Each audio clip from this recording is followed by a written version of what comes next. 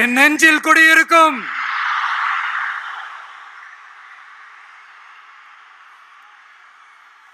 புதுச்சேரி மக்கள் உங்கள் அனைவருக்கும் என்னுடைய வணக்கம்.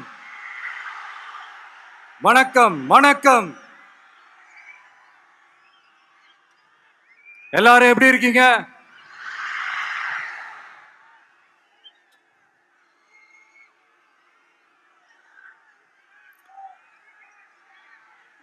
இந்த ஒன்றிய அரசுக்கு தான் தமிழ்நாடு ஒரு தனி மாநிலம், புதுச்சேரி ஒரு தனி யூனியன் பிரதேசம். அவங்களுக்கு தான் தமிழ்நாடு தனி, புதுச்சேரி தனி, இப்படிலாம் இருப்பாங்க. ஆனா நமக்கெல்லாம் அப்படி கிடையாதுங்க. நாமெல்லாம் வேறு வேறு கிடையாது. நாம எல்லாரும் ஒண்ணுதான்.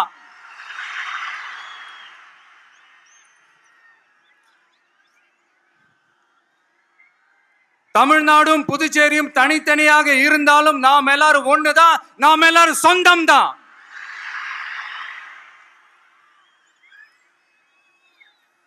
வேற வேற வீட்டுல, வேற வேற ஊர்ல, வேற நாட்டுல, வேற ஸ்டேட்ல இருக்கிறதுனால நாம் எல்லாரும் சொந்தங்கள் இல்லைன்னு ஆயிட முடியுமா? அது எப்படி முடியும்? இப்ப பாத்தீங்களா, ஒருத்தருக்கு ஒருத்தர் பார்த்துக்கும் போது அந்த பாச உணர்வு, அதுதாங்க. அது மட்டும்தான். அது இருந்துட்டாலே போதும், வேற எதுவுமே தேவையில்லை.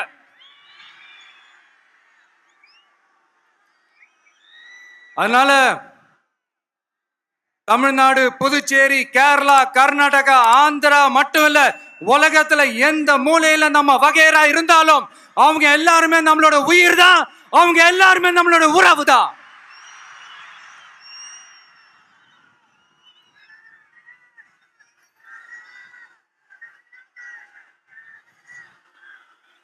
புதுச்சேரினாலே உடனே ஞாபகத்துக்கு வர்றது மணக்குள விநாயகர், அரவிந்தர் ஆசிரமம், வில்லியனூர் மாதான் சொல்லி இவங்க எல்லாரும் ஞாபகத்துல வருவாங்க.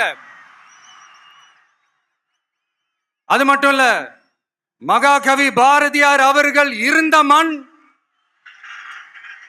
பாவேந்தர் பாரதிதாசன் அவர்கள் பிறந்த மண். அது மாதிரி இன்னும் சிறப்புகளை அடுக்கிக்கிட்டே போலாம். ஆனா அரசியல்னு வந்துட்டா ஒரு முக்கியமான விஷயத்தை பத்தி நம்ம சொல்லியே ஆகணும். 1977ல புரட்சி தலைவர் எம்ஜிஆர் அவர்கள் தமிழ்நாட்டில் ஆட்சி அமைச்சாங்க. ஆனா அதுக்கு முன்னாடியே 1974லயே இங்க புதுச்சேரியில அவங்களோட ஆட்சி அமைஞ்சது. அதனாலதான் அப்பவே சொன்னாங்க, நமக்காக வந்தவர் எம்ஜிஆர், அவரை தமிழ்நாட்டில் மிஸ் பண்ணிடாதீங்கன்னு நமக்கு அலர்ட் பண்ணதே புதுச்சேரி தான். அப்படிப்பட்ட புதுச்சேரியை நம்மளால மறக்க முடியுமா? அது மட்டும் இல்ல, இங்க இருக்கிற மக்கள் தமிழ்நாடு மாதிரியே புதுச்சேரி மக்களும் என்ன கிட்டத்தட்ட ஒரு 30 வருஷமா என்ன தாங்கி பிடிச்சுக்கிட்டு இருக்கிறீங்க.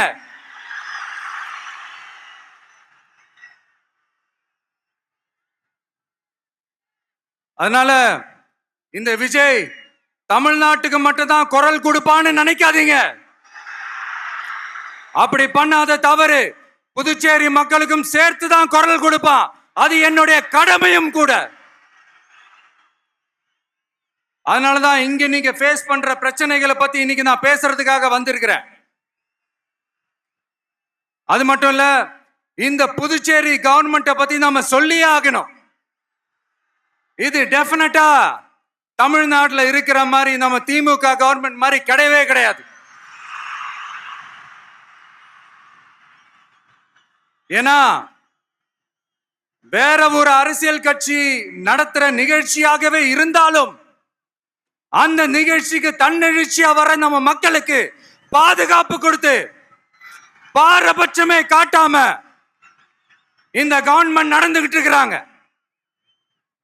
அப்படிப்பட்ட இந்த புதுச்சேரி கவர்மெண்ட்டுக்கும் நம்ம புதுச்சேரி சிஎம் சார் அவர்களுக்கும் இந்த நேரத்தில் என்னுடைய மனப்பூர்வமான நன்றிகளை தெரிவிச்சுக்கிறேன். இத பார்த்தாவது தமிழ்நாட்டில் இருக்கிற அந்த திமுக கவர்மெண்ட் கத்துக்கிட்டா நல்லா இருக்கும்.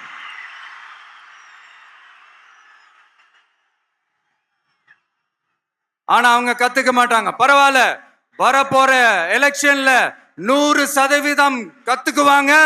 அத நம்ம மக்கள் பார்த்துக்குவாங்க.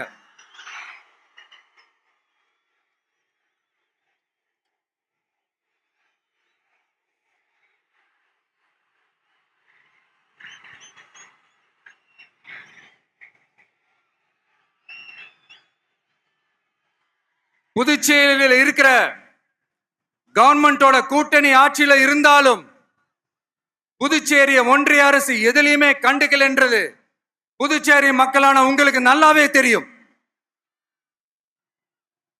மாநில அந்தஸ்து கோரிக்கையை மட்டுமா கண்டுக்கல, இங்க வளர்ச்சி ஏற்படவும் துணை நிக்கவே இல்லைன்னு கேள்விப்படுறோம். இந்த புதுச்சேரிக்கு இன்னும் மாநில அந்தஸ்து கொடுக்கல. மாநில அந்தஸ்து வேணும்னு கேட்டு பல முறை சட்டசபையில தீர்மானம் போட்டு ஒன்றிய அரசுக்கு அனுப்பி வச்சுக்கிட்டே இருக்கிறாங்க. இந்த வருஷம் கூட மார்ச் மாசம் 27ஆம் தேதி 2025 அன்னைக்கு ஒரு தீர்மானம் போட்டாங்க. அது மாநில அந்தஸ்து வேணும்னு கேட்டு ஒன்றிய அரசுக்கு அனுப்புற 16வது தீர்மானம். புதுச்சேரி காரைக்கால் பகுதிகளில் மூடப்பட்ட 5 மில்கள், பல்வேறு தொழிற்சாலைகளை மீண்டும் திறக்கிறதுக்கு இதுவரைக்கும் ஒரு துரும்ப கூட கிள்ளி போடல.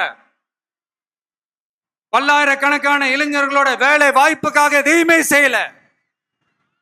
இங்க ஒரு ஐடி கம்பெனி உருவாகணும்ன்ற எண்ணமே இல்லை. அத பத்தி யார் பேசினாலும் அது அவங்க காதல விழவே விழல. இங்க ஒரு அமைச்சரை ஊழல் குற்றச்சாட்டுல பதவி விட்டு நீக்கப்பட்டு அந்த இடத்துக்கு இன்னொருத்தரை நியமிச்சு 200 நாள் ஆச்சு. இன்னும் அவருக்கு ஒரு இலாக்காவே தரல. இந்த செயல் சிறுபான்மை மக்களை அவமானப்படுத்துறதுன்னு அந்த மக்களே சொல்றாங்க. புதுச்சேரியோட முக்கிய அங்கமாக இருக்கிற காரைக்கால், மாகே, ஏனாம் பகுதிகளில் எல்லாம் முன்னேற்றமே இல்லைன்னு அந்த பகுதி மக்கள் சொல்லிக்கிட்டே இருக்கிறாங்க. குறிப்பா காவிரியோட கடைமடை பகுதியான காரைக்காலை மொத்தமா கைவிட்ட மாதிரி தான் இருக்குது.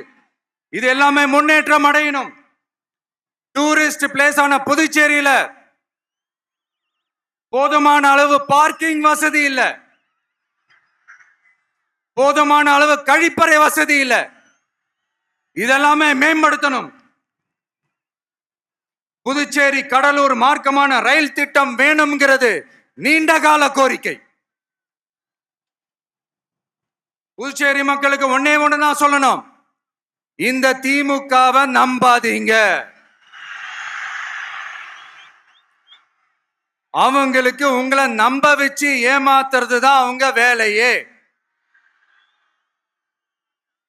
நான் சொன்ன பல கோரிக்கைகளை எல்லாம் தீர்த்து வைக்கிறதுக்கு நம்ம புதுச்சேரி கவர்மெண்ட்டுக்கும் அதோட மக்கள் திட்டங்களுக்கும் ரொம்ப அக்கறையா உண்மையா துணை நிக்கிறோம். தமிழ்நாட்டை ஒதுக்குற மாதிரி புதுச்சேரியும் ஒதுக்க கூடாதுன்னு நாங்க கேட்டுக்கிறோம். கிட்டத்தட்ட 20 லட்சம் பேர் வாழ்ற யூனியன் பிரதேசமான புதுச்சேரி மத்திய நிதி குழுவில் இடம்பெறவில்லை. அதனால் மாநிலங்களுக்கான நிதி பகிர்தல் அடிப்படையிலும் யூனியன் பிரதேசங்களுக்கான நிதி பகிர்தல் அடிப்படையிலும் புதுச்சேரிக்கு நிதி ஒதுக்கப்படுவதில்லை. அதனால ஒவ்வொரு ஆண்டும் புதுச்சேரிக்கு தோராயமாகவே மத்திய அரசு நிதியை விடுவிக்கிறது. அந்த நிதியும் அரசு ஊழியர்களின் சம்பளம், ஓய்வூதிய தொகை உள்ளிட்ட திட்ட செலவுகளுக்கே சென்று விடுவதால் மீத தேவைக்கு வெளிச்சந்தையிலும் கடன் பத்திரங்களை கடன் வாங்குகிறது புதுச்சேரி. இந்த நிலைமை மாறணும்னா ஒரே வழி, மாநில அந்தஸ்து நம்ம புதுச்சேரி மக்களோட பல்லாண்டு கால கோரிக்கை. புதுச்சேரிக்கு போதுமான நிதி வரத்து இல்லாததுனால வெளியே கடன் வாங்க வேண்டியதா இருக்கு. புதுச்சேரியோட கடனை குறைச்சு தற்சார்பு பொருளாதாரத்தை வளர்த்தெடுக்க திட்டங்கள் வகுக்கப்பட வேண்டும். மாநில அந்தஸ்து வாங்கினா மட்டும் போதாது இல்லையா, தொழில் வளர்ச்சியும் தேவையாச்சே. புதுச்சேரி தென்னிந்தியாவின் முன்னணி இண்டஸ்ட்ரியல் ஹப்பாக மாற்ற எல்லா முயற்சிகளும் எடுக்க வேண்டும். இந்திய அளவில் ரேஷன் கடைகளே இல்லாத மாநிலம் புதுச்சேரி தான். ஏழை எளிய மக்களுக்கு வாழ்வாதாரமே ரேஷன் கடைகள் தான். மற்ற மாநிலங்கள்ல இருக்கிற மாதிரி இங்கேயும் அரிசி, சர்க்கரை, பருப்பு, கோதுமை, எண்ணெய்னு அனைத்து பொருட்களும் வழங்கும் முறை சீராக்கப்பட வேண்டும். கடைசியா மீன் பிடிக்க செல்லும் காரைக்கால் மீனவர்களை அடிக்கடி கைது செய்யும் இலங்கை கடற்படை அவர்களின் படகுகளையும் பறிமுதல் செய்து விடுகிறது. அதனால் நீண்ட போராட்டங்களுக்கு பிறகு அவர்கள் விடுவிக்கப்பட்டாலும் படகுகள் கிடைக்காததால் ஒரு மோசமான நிலைக்கு தள்ளப்படுகின்றனர். இந்த நிலை மாற வேண்டும்.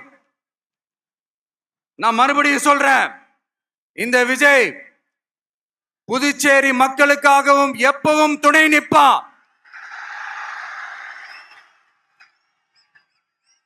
வரப்போற புதுச்சேரி தேர்தல் களத்துல நம்மளுடைய தமிழக வெற்றி கழகத்தின் கொடி பட்டொளி வீசி பறக்கும். கான்பிடென்டா இருங்க, நல்லதே நடக்கும். வெற்றி நிச்சயம். மீண்டும் சந்திக்கும் வரை நன்றி, வணக்கம்.